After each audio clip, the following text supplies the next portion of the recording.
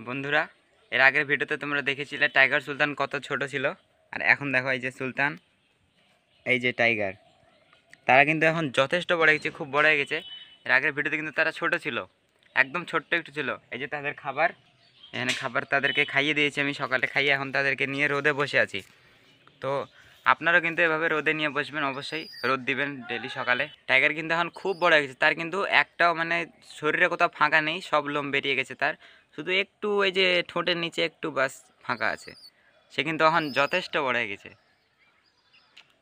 আমার খুব সুন্দর লাগছে একে। দেখুন কালারটা কত সুন্দর, খুব সুন্দর কালার হয়েছে টাইগারের। আর ও কিন্তু ট্রেনিং কিন্তু ওর হয়ে গেছে কমপ্লিট।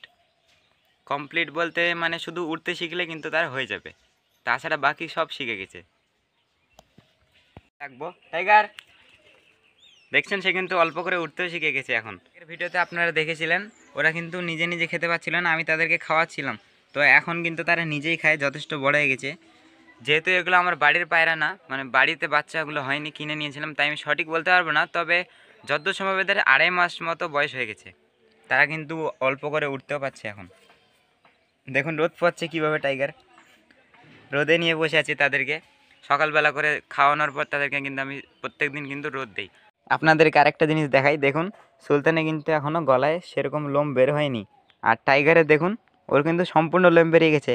আর টাইগার কিন্তু ছোট, তো অবশ্যই সুলতানের থেকে বড় বড় লাগছে। দেখুন সুলতান বড় হয়েও ছোট বাচ্চার মতো মনে হচ্ছে। আপনারা কিন্তু অবশ্যই বলবেন যে আপনাদেরকে কাকে ভালো লাগছে, সুলতানকে না টাইগারকে, কাকে বেশি ভালো লাগছে অবশ্যই বলবেন কমেন্টে। আমার কিন্তু দুজনকেই খুব ভালো লাগে।